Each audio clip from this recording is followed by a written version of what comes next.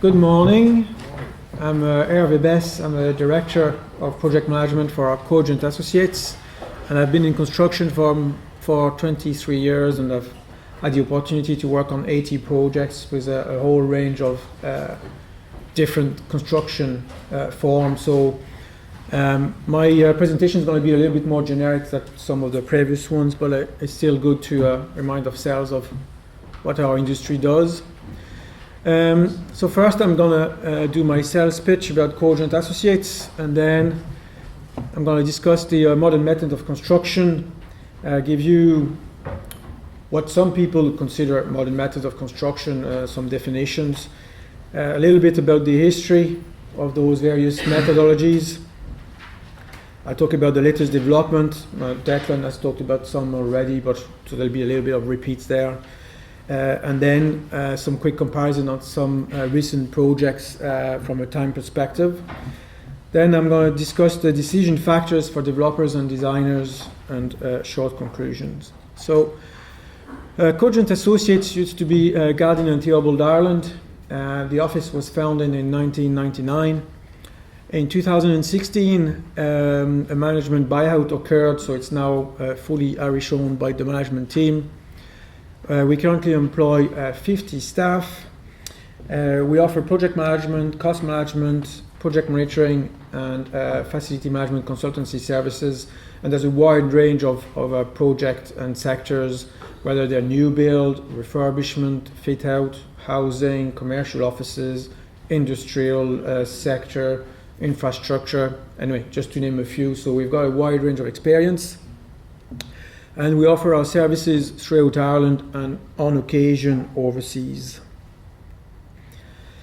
Our recent experience, so we currently have a project for DCC, which is a 2D panelized and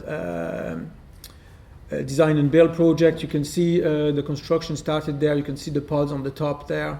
And then there'll be a MedSec solution for the infills.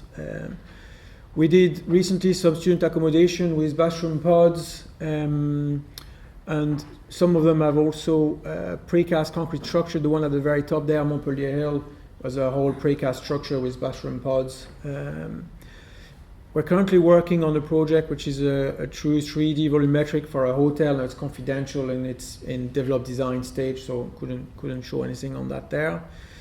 We've had several housing schemes in timber frame construction, a couple of them completed recently and two more currently being built. We are currently on a project which uses insulated concrete forms. It's a large housing project in Killarney. With project using Techrit facade panels. I'm not sure if you're familiar with the Techrit facade. They're precast architectural concrete facades. Which is an Irish firm and which is actually getting a lot of traction in the UK and in mainland Europe. Precast structures, so we've got loads of schemes with precast structures. Traditional cavity wall construction for housing. In situ reinforced concrete structures, steel and composite floors, and we've got a project there now with Modular Home Ireland, but we've only been appointed a week, so I can't really talk about it too much. So modular 3D housing in Cavan. So the modern methods of construction, now it's difficult to define because there's a lot of things that people would say is a modern method, right? So I listed everything I could think of. Obviously, the 3D modular volumetric is considered a modern method. The 2D panelized, the precast concrete structure, steel and precast slabs, steel and composite floor. There's the twin wall precast technology, which you've got a picture there on the bottom screen. Some people put in situ reinforced concrete as a modern method of construction. The in situ post-tension reinforced concrete is another one. In situ columns and beams and precast slabs, timber frame. Cross-laminated timber buildings is one that's starting to make a lot of headway because of the climate change agenda and the embodied carbon and all of that. Insulated concrete forms, and the latest one is one that's propped up every now and again in the news. It's 3D printing of houses, for example, or of construction components.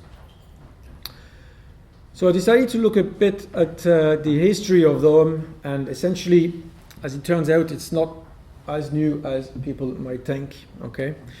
So the 3D modular is over 100 years old. There's something on the 99% invisible that's called the house that came in the mail in 1908. So essentially in 1908 in America, you could build your house of a catalog and it'll be delivered to the site and build. In situ reinforced concrete has been around since the 1850s, precast concrete since 1900s, timber frame since the beginning of time. I couldn't resist to put a picture of a French city there in Brittany. Just shows Middle Ages houses made of timber.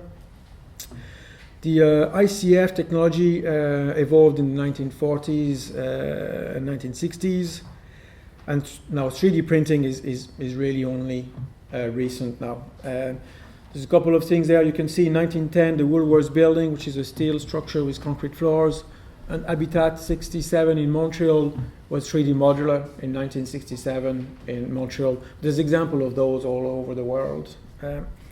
So essentially, it has been around for a long period of time now. So then I'm wondering what's new, right? So the first thing I would say is most countries around the world are looking at improving construction methodologies. And they're attempting to replicate the idea of that Ford had with production line efficiencies and qualities, all right? As you've seen on some of the previous pictures, and you'll see when William takes the stage, there's a bit more flexibility now in what the solutions can provide. You can see some of those modular construction don't look anything like modular. They look like modern buildings, well-designed modern buildings, and you wouldn't guess they were 3D volumetric constructions. The material technology is evolving also. So for example, you can have unitized facade panels, or you can have those Techrit architectural finished panels that are just lifted into position and it's already finished. And that's all material technology progress. Obviously 3D and BIM, and Ross discussed that a little bit from a QS perspective, but obviously the 3D modeling and the BIM and the ability to be able to see the digital twin is a lot helpful in relation to factory production.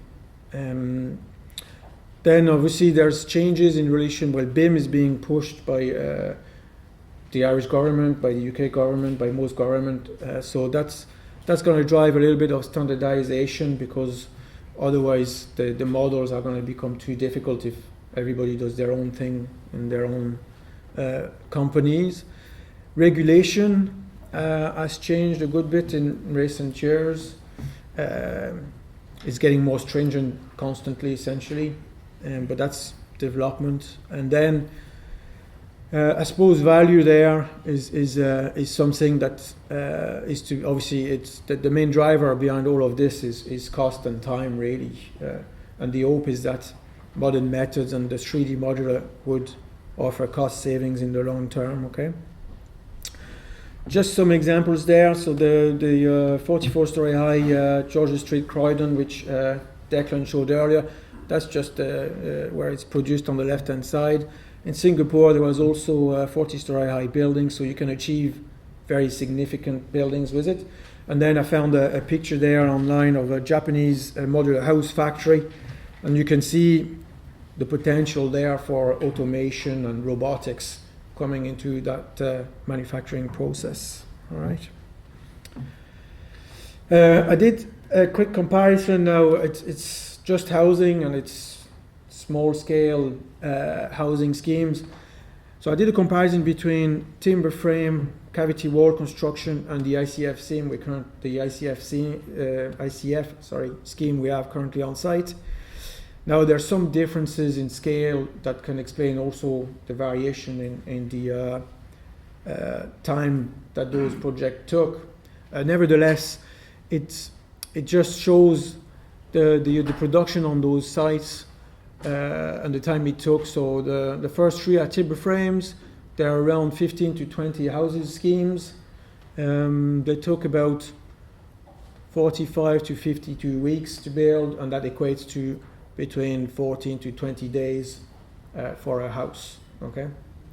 The traditional cavity construction, there's two schemes, similar sizes. One of them took a bit longer than the other ones. That was just because the developer prioritized some other sector of these developments, and it took then between 10 and 22 days to on average. Well, not on average, but if you divide the duration by the number of houses. And the ICF schemes, it's a lot larger, so you have to take that into account, obviously, because larger schemes means you have more plant, more men, and you can do more. However, you can see online there's a time lapse done by Evercam. I think I saw someone from Evercam in the audience. You can see how it was built, and you'll see that they could actually have built it twice as fast by just starting in two locations instead of just starting in one place and going around. So it's worth having a look, but the ICF comes to one house every 5 working days. And obviously a Modular Home Ireland project which we're on, I expect that there'll be a very good result out of that as well. All right. So the decisions factors for the people who are going to develop a site, okay, so they're all really interlinked, right? So there's the site, there's the design, there's the performance you want to achieve, there's statutory consent, fire cert, planning. The cost obviously is very important. The time it's going to take is a factor. How you're going to procure the works is something that needs to be considered. The value, what I mean by value is the value of the end product when you sell it. The risk, is the client keeping all the risk or is it transferred? The availability of labor, that's a very important factor in the current market in Ireland. And then the materials and their availability as well. All are factors to take into considerations. So if we look at the site, obviously the location is important. The shape of the site is going to put constraint on the designers as to what can actually be designed for that site. So that could eliminate some of the solutions. The orientation is always important from a view perspective, for an M&E perspective, for a consent perspective. All the adjacent sites is going to restrict you in terms of height and what you can do. The infrastructure that's nearby is key as well in relation to what you can do with your site. And then the context might dictate, for example, a facade finish, and that might eliminate some of the potential solutions that you have from a facade perspective and a structural perspective. Now, in terms of the logistics, it's quite important for everything that's off-site manufacture, because it needs to be brought to site and it needs to be lifted. Okay, so there are the two main difficulties. So the opportunity to bring Arctic trucks is critical. So there's a picture there of a very significant precast concrete component. This one's probably for a bridge, but I had the situation on the site on the right-hand side, Nut Grove shopping center, where there was precast element that were 16 meters long. All right, so you need to think about how is that going to make it from the factory to the site, and obviously. There are some locations where you just simply won't be able to get that truck to your site just because the roads are too narrow, right? And so that are things you need to consider for anything that's off-site, the accessibility, and then obviously the ability to lift the components. The heavier it is, the harder it's going to be to lift. So if you have sufficient room for coral cranes, well, you can do pretty much what you want then, because they're very versatile. You can have them to lift 300 tons and they move around. But if you're in a tight city center site, you just need to be careful as to your cranage, obviously, and the neighbors and all of those things. In terms of design, William will be able to talk a bit more about it, but obviously the massing is very important for the solution that you're going to potentially develop. Anything to do with setbacks, balcony, recesses, cantilevers, and all transfer structures, they will cause more complexity for some of the solutions, and with complexity comes cost and time. One factor that's always very important is the grid for the building in terms of the structural constraints that's going to impose, and then that decides on the slab span and the wall height. So if there's any structural engineers in the room, they can tell you that some of the solutions won't work for certain spans. So again, you're restricting yourselves with large spans, essentially. The performance is something that you want to take into account. So there's 60 years life cycle that was mentioned by Declan earlier. That's a requirement for the Department of Environment and DCC. So the facade needs to have a 60 years warranty. Again, that's going to limit the type of facade you can design. Flexibility is something to consider, and sometimes people don't look at it so long into the future, but you need to think about, will there be a case at some point in time where the building might be repurposed and change of use? Some solutions will never allow for the building to be repurposed. Quality is a factor to take into account. Obviously, a factory environment provides a higher quality. Where is it manufactured? So Declan obviously talked about the certification and BCAR. This is something to take into account if you're thinking of shipping things manufactured in China or in Bangladesh or elsewhere, or Turkey for that matter. Just make sure the certification and all the BCAR is still valid. And then obviously facade treatment is closely linked to getting planning permission. Now there's another factor to take into account, and that's the statutory authorities. And Declan mentioned talking to the authorities well in advance, and that's something that's important because not everybody is fully aware of latest technologies, and not everybody is fully comfortable that those being brought to Ireland might be successful. So there's always some conversations in particular for anything to do with fire risk and fire safety. So if you're considering a 14-story cross-laminated timber building, I'd say you should talk to the fire brigade pretty quickly before you decide to go that route too far, okay? And that's just an example of just to make sure that everybody's on board early on. Cost and time are always factor. Now, in terms of the people who develop, there's different cost sensibilities. So if you're developing a PRA scheme, like Declan said, there's very high standards to be achieved. If you're developing to build to sell, it's a different set of priorities. And if it's social or affordable scheme, there's another set of priorities again. So the capital cost sensitivity is important in the final decision. The life cycle costs and the operational costs are also factors that are important. There are some schemes where the operational cost actually causes issues for the business case, for example. So, and then the developer's cost and time to market. Now, that's if a building is a hotel, for example. If you finish it 6 months earlier, obviously you're going to generate revenue 6 months early, and it might be worth spending a bit more money to actually generate that revenue early on. The asset value is something people don't necessarily think about, but it's starting to creep in some countries where, for example, they're starting to consider that a modular build apartment block is actually more valuable than a traditional build because it's a higher quality and recognized as such. So that's something that could be taken into account. And then obviously the program is quite important. Now, is modular faster? Well, the on-site construction is definitely faster. Is it faster overall?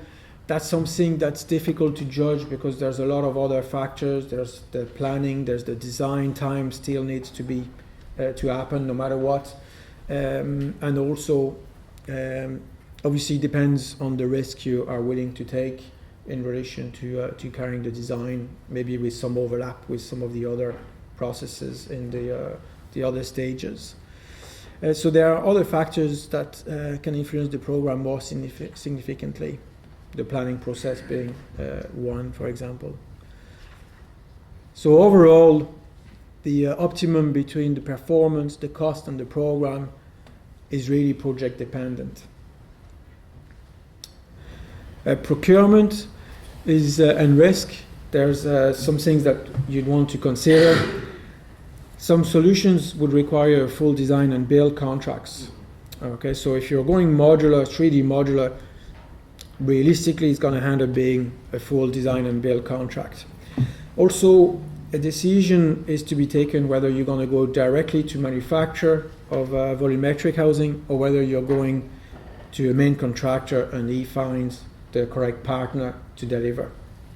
And that kind of depends on the site, depends if it's serviced already and various other components. The difficulty with the manufacturers is their capability in relation to site works, is not really extensive because they're really manufacturers. But that's where the like of BAM and CISC can bring value because they can bridge that gap between the two. And then the competition is something to consider. From Declan's presentation, it looks like there's going to be a lot more products and choice available in the next few weeks, which is great. I mean, the last tender that our firm carried, there was eight or nine firms that were actually able to respond to it, and that was the extent of it. Volumetric also leads itself to a two-stage tender because there's different solutions. So you need to understand the final solution, and that usually goes through a two-stage with a bit of a discussion after the first stage to finalize some of the details.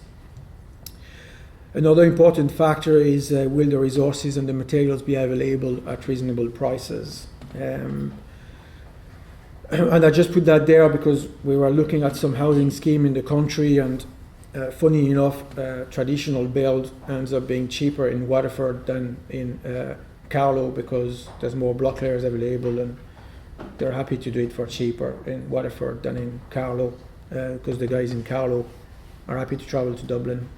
So that's just an example of the ability of labour as an influence on what you choose to design. The risk transfer.